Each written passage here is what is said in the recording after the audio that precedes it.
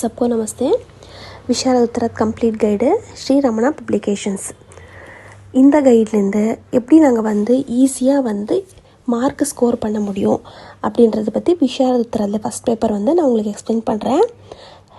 இப்போ February 2024 10ஆம் தேதி எக்ஸாம் எழுதுகிற ஸ்டூடெண்ட்ஸுக்காக டோட்டல் மார்க் பார்த்திங்கன்னா 100 மார்க்கு.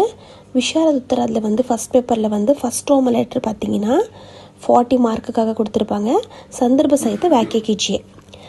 ஃபஸ்ட்டு பார்த்திங்கன்னா அ ஆ இ இ உ டோட்டல் 5 சந்தர்ப்பம் கேட்டிருப்பாங்க.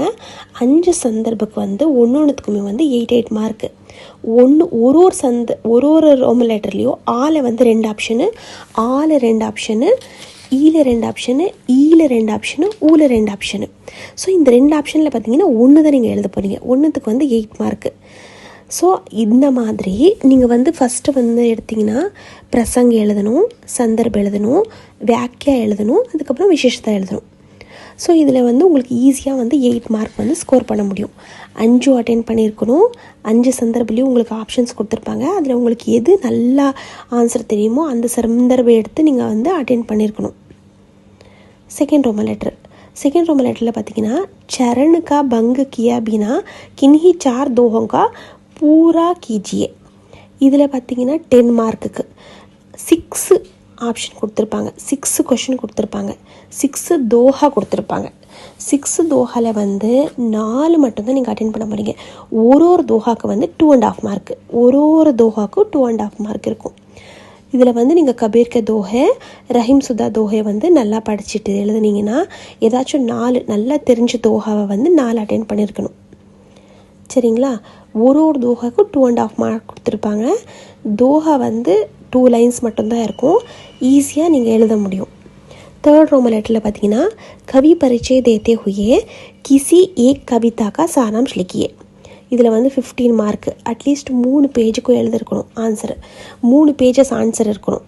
ஃபஸ்ட்டு பார்த்தீங்கன்னா 3 ஆப்ஷன் கொடுத்துருப்பாங்க. 3 ஆப்ஷனில் ஒரே ஒரு போயம் தான் நீங்கள் செலக்ட் பண்ணி எழுத போகிறீங்க. அந்த ஒரு போயம் எழுதும் போது ஃபஸ்ட்டு கவி பரீட்சை நீங்கள் எழுதிட்டு கவிதா ரச்சனாயை பற்றி எழுதுறீங்க. அதுக்கப்புறமா கவிதா பரீட்சை பொயமோட நேம் எழுதிட்டு அதுக்கப்புறமா சாராம்சம் எழுதிட்டு அதுக்கப்புறமா விசேஷத்தை எழுத போகிறீங்க. சரிங்களா? இந்த மாதிரி ஸ்டெப் பை ஸ்டெப் எழுதும்போது உங்களுக்கு 15 மார்க்குக்கு ஈஸியாக மார்க் ஸ்கோர் பண்ண முடியும். ஃபோர்த் ரோமன் லெட்டரில் பார்த்தீங்கன்னா கிசி ஏக் கா சாராம்ஷ் லிக்கியே. ஏதாச்சும் ஒரே ஒரு சாராம்சம் மட்டும் தான் எழுத போகிறீங்க. டோட்டல் 3 சாராம்சம் கொடுத்துருப்பாங்க. 3த்தில் ஏதாச்சும் ஒரே ஒரு சாராம்சத்தை கொடுத்துருப்பாங்க. இதுவும் உங்களுக்கு போயம்லேருந்து தான் கொடுத்துருப்பாங்க. 10 மார்க்குக்கு 3த்தில் ஏதாச்சும் ஒரு சாராம்சம் எடுத்து நீங்கள் எழுத போகிறீங்க. ஃபிஃப்த் ரோமன் லெட்டரில் பார்த்தீங்கன்னா பஞ்சவட்டிக்கு ஆதார் போது பஞ்சவட்டி பெரிய லெசன்ஸு. ஸோ இந்த பஞ்சவட்டிலேருந்து அவங்க எந்த கொஷின் வேணாலும் கேட்கலாம். வாத விவாத சரித்திர சித்திரன்னு எது வேணாலும் கேட்கலாம். ஆனால் டோட்டல் பார்த்தீங்கன்னா 15 மார்க் போது அட்லீஸ்ட் நீங்கள் 3 பேஜஸுக்கு அட்டென்ட் பண்ணியிருக்கணும் ஆன்சரு. 3 பேஜஸில் ஃபஸ்ட்டு பார்த்தீங்கன்னா பிரஸ்தாவனை எழுதுங்க, அதுக்கப்புறம் சம்யமி எழுதுங்க, அப்புறம் பவிஷ்யவாணி எழுதுங்க, அதுக்கப்புறமா நிஷ்கர்ஷ் எழுதுங்க. இந்த மாதிரி ஸ்டெப் பை ஸ்டெப் எழுதும் போது 15 மார்க் நீங்கள் ஈஸியாக ஸ்கோர் பண்ண முடியும். அடுத்தது 6th ரோமன் லெட்டர் பார்த்தீங்கன்னா பஞ்சவட்டிக்கு ஆதார் தான் கொடுத்துருப்பாங்க அதுலேயும். ஆனால் கேரக்டர் மாறும். ராமு, ஷூர்பனகா, லக்ஷ்மணு இந்த மாதிரி கேரக்டர் வேறு சரித்திர சித்திரன் அவங்க எது வேணாலும் கேட்கலாம். பிரகிருதிகா வர்ணன்னு. ஸோ இந்த மாதிரி பஞ்சவட்டிலேயே 10 மார்க்குக்கு இது ஷார்ட் நோட்ஸ் எடுத்து நீங்கள் பிரஸ்தாவனை இதில் எழுத போகிறீங்க. 10 மார்க்குக்கு அட்லீஸ்ட் நீங்கள் 2 பேஜஸ் அட்டென்ட் பண்ணிங்கன்னா போதும். இது டோட்டல் விஷாரத் உத்தரத் ஃபஸ்ட் பேப்பரில் டோட்டல் 6 ரோமன் லெட்டர் மட்டும்தான் இருக்கும். 6 ரோமன் லெட்டரில் நீங்கள் ஈஸியாக மார்க் ஸ்கோர் பண்ண முடியும். 5th ரோமன் லெட்டரில் பஞ்சவட்டி என்ற ஸ்டோரியில் இது युग कवि श्री मैथिली शरणगुप्त से लिखित पंचवटी एक लघु खंड काव्य है. இது பஞ்சவட்டி ஸ்டோரியை मैथिली शरणगुप्त எழுதியிருக்காங்க. इसका कथानक वाल्मीकि रामायण का ही अंश है. இது वाल्मीकि रामायण எழுதின ஒரு பாட்டு. சரிங்களா? இதில் நாங்கள் என்ன பண்ணுவோம்னா பஞ்சவட்டியை வந்து 5th ரோமலெட்டில் வந்து 15 மார்க்குக்கு எழுதுவோம். அதில் வந்து டோட்டல் வந்து 4 வந்து ஆப்ஷன் கேட்டிருக்காங்க. பிக் கேரக்டர் அது. ஸோ அந்த பிக் கேரக்டர் வந்து 4 ஆப்ஷனை 15 மார்க்குக்கு. ஆனால் உங்களுக்கு கொஷின் பேப்பரில் கேட்கும்போது 2 தான் கேட்பாங்க. அந்த 2த்துல நீங்கள் 1 தான் எழுத போகிறீங்க. நீங்கள் 2 கேரக்டர் நல்லா படிச்சுக்கோங்க. அதில் 4 கேரக்டர் எது அப்படின்னா पंचवटी के आधार पर पंचवटी में लक्ष्मण की मनोदशा का वर्णन कीजिए. லக்ஷ்மணுடைய மனநிலையை பற்றி வந்து எக்ஸ்பிளைன் பண்ண சொல்லியிருக்காங்க. पंचवटी के आधार पर शूर्पणखा का चरित्र चित्रण कीजिए. पंचवटिயில் வந்து शूर्पणखाவோட கேரக்டர் வந்து எக்ஸ்பிளைன் பண்ண சொல்லியிருக்காங்க. पंचवटी के आधार पर लक्ष्मण एवं शूर्पणखा के वाद विवाद का चित्रण कीजिए. பஞ்சவட்டியில் வந்து லக்ஷ்மணும் ஷூர்பனகாவும் பேசின வார்த்தைகளை வந்து எக்ஸ்பிளைன் பண்ண சொல்லியிருக்காங்க. வாத விவாதம்னா அவங்க 2 பேர் வந்து என்ன பேசிகிட்டு இருந்தாங்க, எது பற்றி பேசிகிட்டு இருந்தாங்க அப்படின்றத பற்றி வந்து எக்ஸ்பிளைன் பண்ண சொல்லியிருக்காங்க. खंड काव्य की दृष्टि से पंचवटी का वर्णन कीजिए. இந்த பிக் கேரக்டர் வைஸாக நாங்கள் வந்து இப்போ என்ன படிச்சிருக்கோன்றதை பற்றி பஞ்சவட்டியில் நாங்கள் தெரிஞ்சுக்கிட்ட விதத்தை வந்து எக்ஸ்பிளைன் பண்ண சொல்லியிருக்காங்க. சரிங்களா? இது வந்து 5th ரோமலெட்டில் கேட்குற கொஷின்ஸ் இதெல்லாமே. அதே மாதிரி 6th ரோமலெட்டில் கேட்குற கொஷின்ஸ் சொல்கிறேன். पंचवटी के आधार पर राम का चरित्र चित्रण कीजिए. पंचवटिயில் வந்து ராமோட கேரக்டர் வந்து எக்ஸ்பிளைன் பண்ண சொல்லியிருக்காங்க. पंचवटी के आधार पर सीता का चरित्र चित्रण कीजिए. पंचवटी சீதாவோட கேரக்டர் எக்ஸ்பிளைன் பண்ண சொல்லியிருக்காங்க. பஞ்சவட்டிக்கு खंड काव्य की प्राकृतिक छटा का वर्णन कीजिए. பஞ்சவட்டியில் வந்து நேச்சரை பற்றி வந்து வர்ணிக்க சொல்லியிருக்காங்க. पंचवटी के प्रधान पात्र आप किसको मानते हैं? तर्क संगत उत्तर प्रस्तुत करें. இதில் வந்து பஞ்சவட்டியில் வந்து மெயின் கேரக்டரை வந்து நீங்கள் யாரை தேர்ந்தெடுக்கிறீங்க, ஸோ அதை பற்றி நீங்கள் வந்து எக்ஸ்பிளைன் பண்ணுங்கள், அதுக்கு ஆன்சர் கொடுங்கன்னு சொல்லியிருக்காங்க. சரிங்களா? இது நாளத்தில் நீங்கள் வந்து அவங்க 2 கொஷின் கேட்டிருப்பாங்க. அதில் வந்து நீங்கள் வந்து 1 தான் எழுத போகிறீங்க 10 மார்க்குக்கு. இதில் வந்து உங்களுக்கு எது ஈஸியாக இருக்கோ அது வந்து நீங்கள் நல்லா படிச்சுக்கோங்க.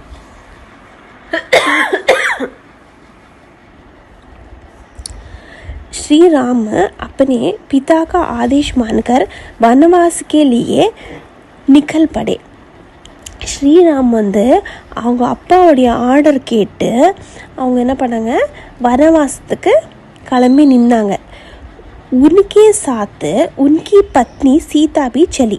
அவங்க கூட வந்து அவங்களுடைய வைஃப் சீதாவும் கிளம்பி நின்னாங்க. யஹா தேக்கர் உன் दोनों के पीछे लक्ष्मण भी वनवास करने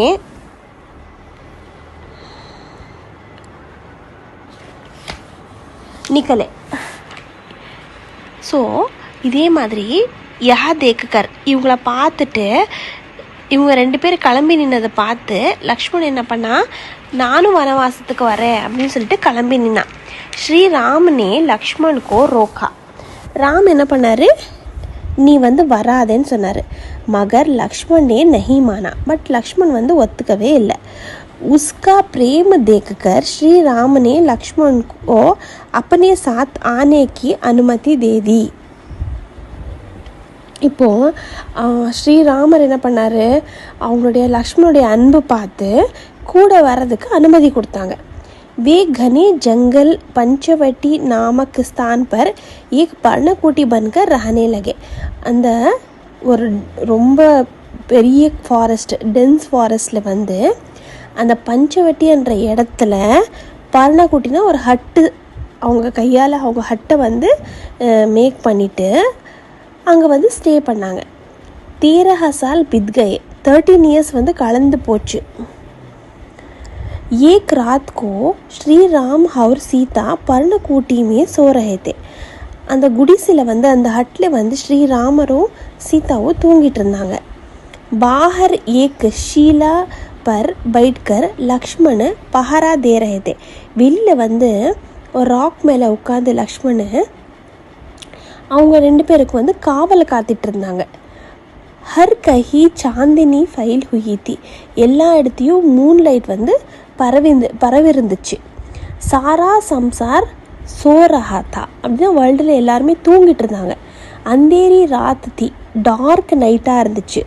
प्रकृति भी शांत थी, नेचर கூட ரொம்ப குவைட்டாக இருந்துச்சு.